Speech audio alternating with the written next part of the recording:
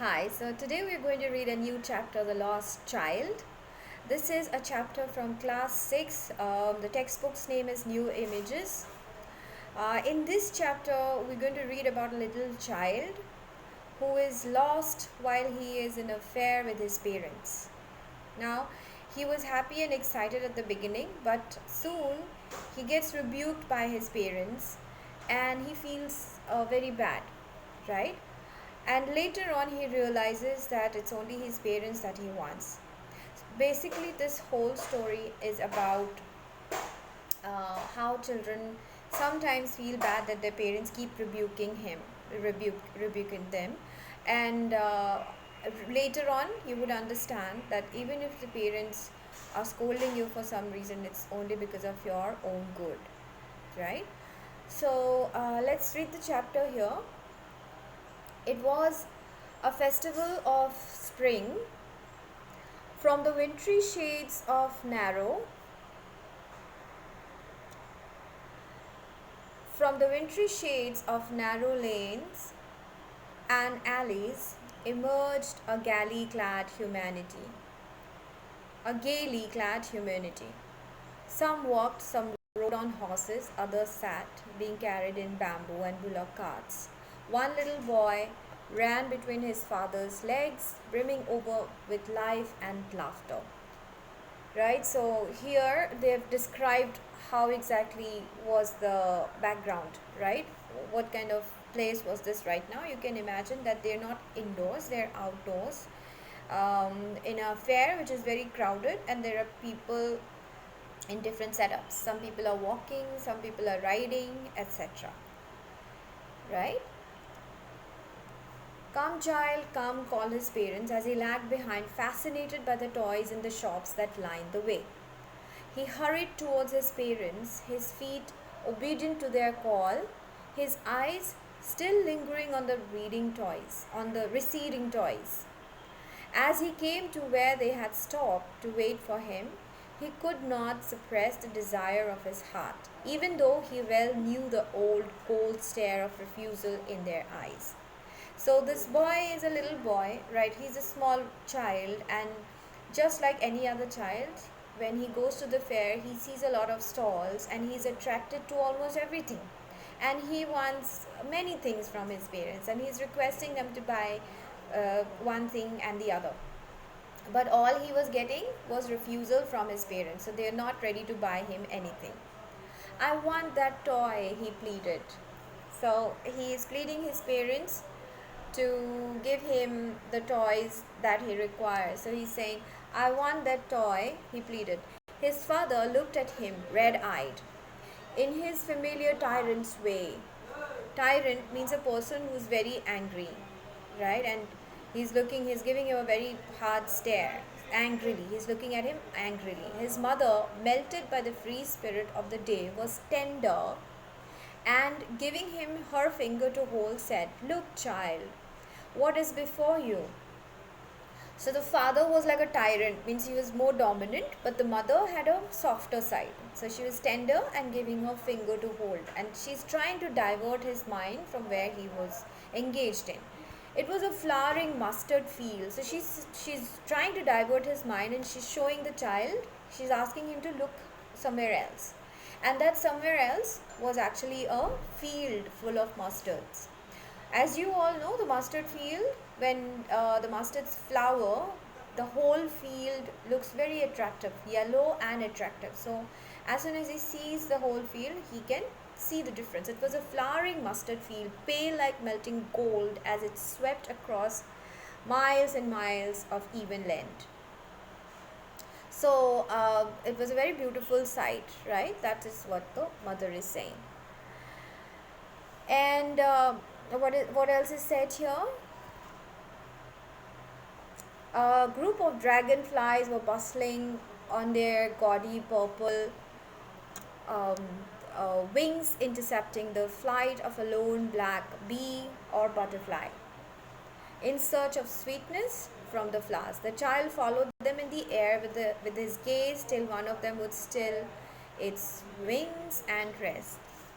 And he would try to catch it, but it would go flapping up into the air when he had almost caught in his hands.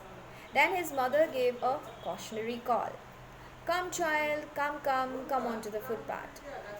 So here the writer has very beautifully described how beautiful was the field and how were the mustard fields, and how it was filled with bees and butterflies, and how this boy was attracted to these bees and butterflies, and he's trying to catch them but they all fly away. And then again his mother catches his attention and asks him to come onto the footpath. He ran towards his parents gaily and walked abreast of them for a while, being, however, soon left behind, attracted by the little insects and worms along the footpath that were teeming out from their hiding places to enjoy the sunshine. Now this boy, says, look, you have to understand the boy's state of mind right now. So he is a little child, he's innocent, and he is very, very active, and he's very observant. So he's observing everything that is around him. First he sees the toys and everything, so he's constantly moving his eyes, right? So he's observing the toys, the stalls, then he sees the mustard field, and he sees the bees and butterflies, and now he's looking at the insects which are crawling out for to take the sunshine. A shower of, so again the parents, they had to call him back, that come child, come, let's come. And his parents called from the shade of a grove where they had seated themselves on the edge of a well. So here you have to understand the meaning of braced from a wire, attracted little, she's saying, so shade of a grove. So grove means trees, right? So they are sitting under a tree and they wanted some shade. From there she's calling, the mother is calling the child again. A shower of young flowers fell upon the child as he entered the grove, and forgetting his parents, he began to gather the raining petals in his hands. But Lot, he heard,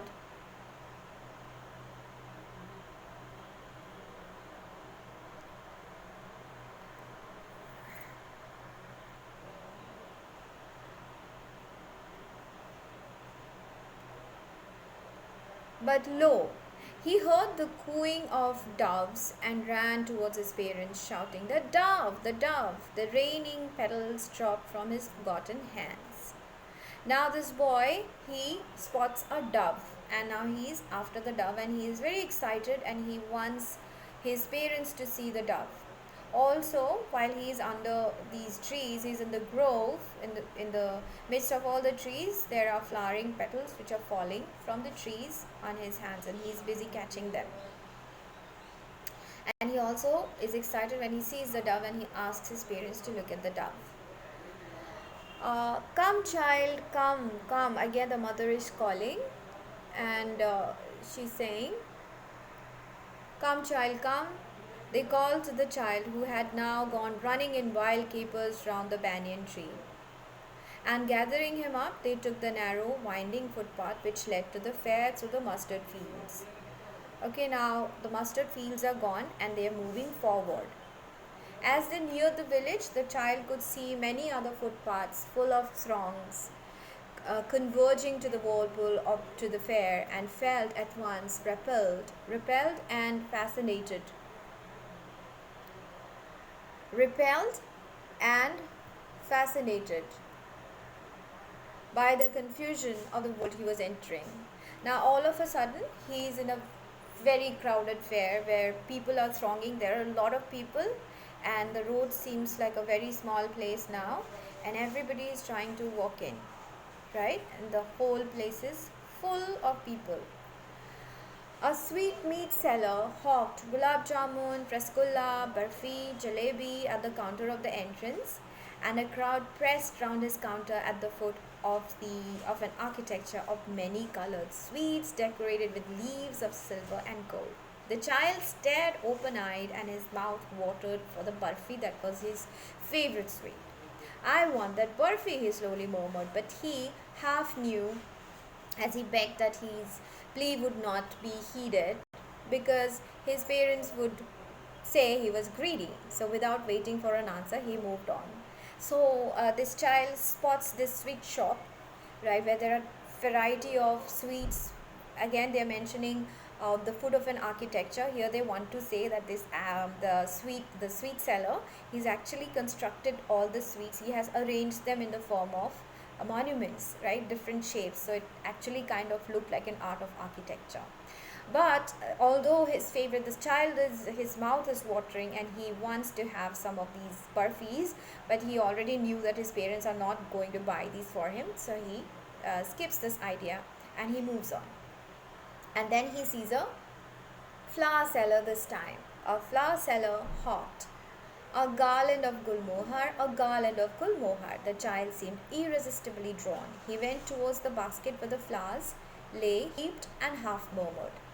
So now the child is after the sweet meat shop, so sweet seller. Now the child sees a flower seller. So just like the child sees something, he likes it, and then he forgets about it, and then he's moving on to the next thing. He gets attracted to the next thing, right? So now it was the flower seller hawker's turn. Now he's so drawn to the garlands and the flowers that this man was selling. A man stood holding a pole with yellow, red, green, and purple balloons flying from it. The child was simply carried away by the rainbow glory to their silken colors, and he was filled with an overwhelming desire to possess them all. But he well knew his parents would never buy him the balloons because they would say he was too old to play with such toys. So the again now the sweet seller is gone, the flower seller is gone. Now his eyes are drawn to the balloon seller, who's holding a lot of colorful balloons in his stick, and now he wants some of those balloons, right? After the balloon wala, he sees a snake charmer. Similarly, he also sees a snake charmer who is playing with his flute, and he is trying to make the snake dance on his tune. And there's people who's thronging to see the snake, and he's also there. The child is also there to witness what is the snake doing. The snake, with its head raised in a graceful bend like the neck of a swan, it was dancing and grooving with the tune of the music that the man was playing. However, again, he knew that his parents would again call him and they would not allow him to stay there for a long time. He again proceeds further. And then there was a roundabout in a full swing. Men, women, children carried away in a whirling motion shrieked and cried with dizzy laughter. The child watched them intently and then he made a bold request. I want to go on that roundabout, please, father and mother. So I'm sure you also must have taken ride on these, we call them giant wheels. So there's roundabout which goes up and down and moves again and again, right? So most of the time when you take a ride on these rides, and your head spins. So he could see men, women, they were shouting and they were whirling, and they were shriek means they were shouting, and they were crying and they were laughing at the same time. And this boy definitely wanted this ride, and he couldn't stop himself from making this request to his parents to let him take a ride on this. There was no reply. He returned to look at his parents. They were not there ahead of him. He turned to look on the either side. They were not there. He looked behind. There was no sign of them. Now, here's the twist in the tale. Right now, the boy doesn't see his parents. Suddenly, his parents are not around him, and he's busy looking at the giant wheel or this roundabout, and he's completely oblivious that his parents are not around now. A full, deep cry rose within his dry throat, and with a sudden jerk of his body, he ran from where he stood. So now he's shaken from inside. He knows that he's in a big trouble, and he doesn't know what to do. His parents were not around. A full, deep cry rose. So, having run to and fro in a rage of running for a while, he He stood defeated. He cries suppressed into sobs.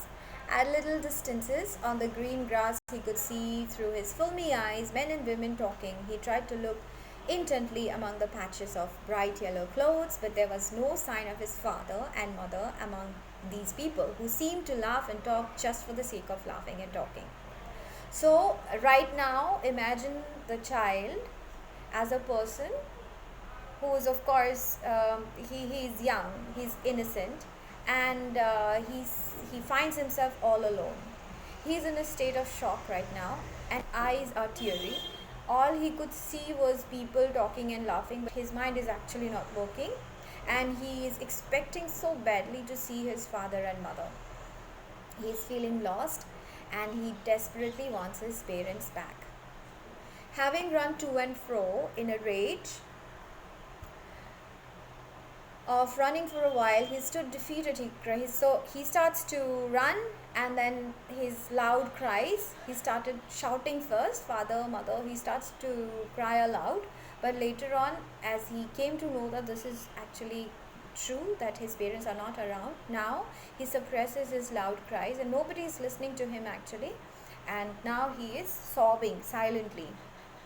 He ran quickly again, this time to a shrine to which people seemed to be crowding. Every little inch of space here was congested with men, but he ran through people's legs, his little sob lingering mother, father, near the entrance to the temple. However, the crowd became very thick. Men jostled each other, heavy men with flashing, murderous eyes and hefty shoulders. The poor child struggled to thrust a way between their feet, but knocked to and fro by their brutal movements. He might have been trampled underfoot had he not shrieked at the highest pitch of his voice. Father, mother, a man in surging crowd heard his cry, stooping with great difficulty, lifted him up in his arms. So as he was lost and he's desperately looking for his parents, he finds himself in a very crowded place where there are big men, because this child is only small in size, so you can imagine, and he's among these people without his parents' protection.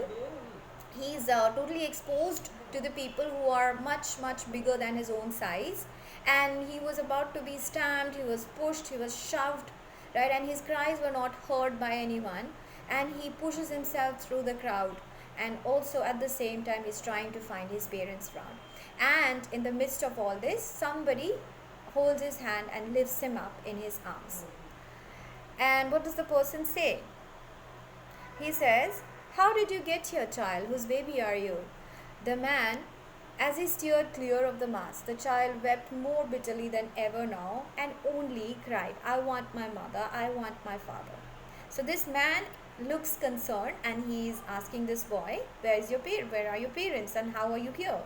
But all he could say was, "I want my father, I want my mother." The man tried to soothe him by taking him to the roundabout. "Will you have a ride on the horse?" he gently asked as he approached the ring.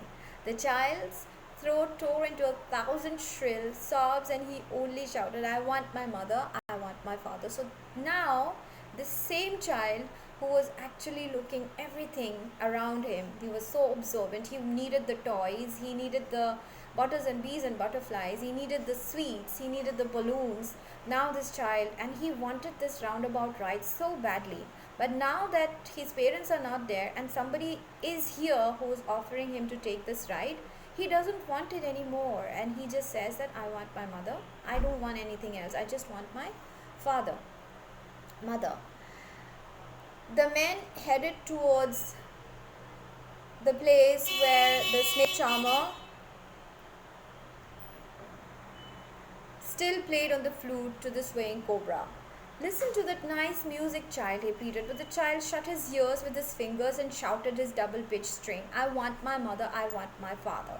The man took him near the balloons, thinking the bride. So this man is actually, we are going reverse now.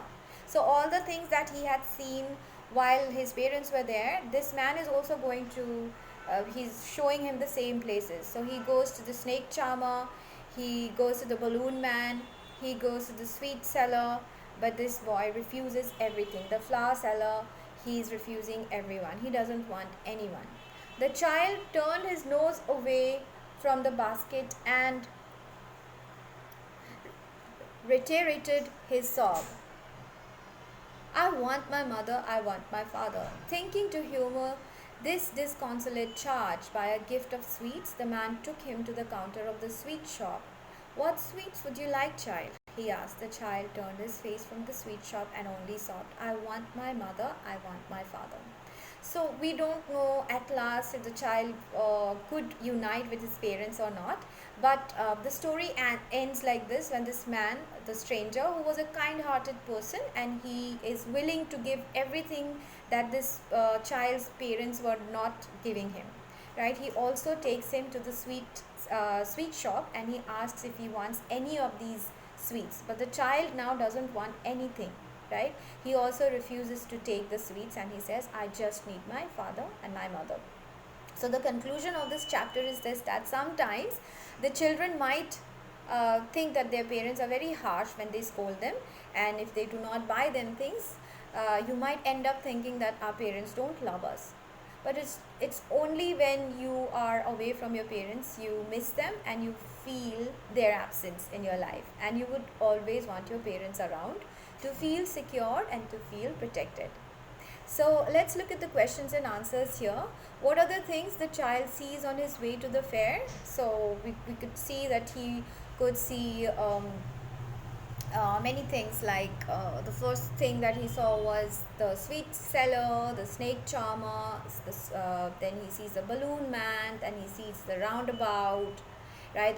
Before that he also sees many stalls which were decorated with toys, and right, so these are the things that you can write. Why does he lag behind? Because he's always lost looking at the things that he could see on his way.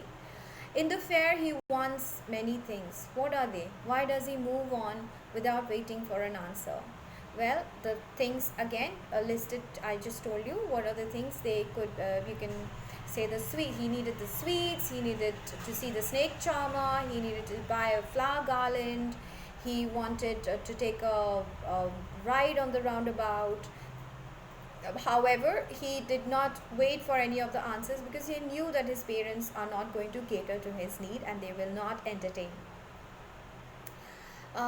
When does he realize that he has lost his way? How have his anxiety and insecurity been described?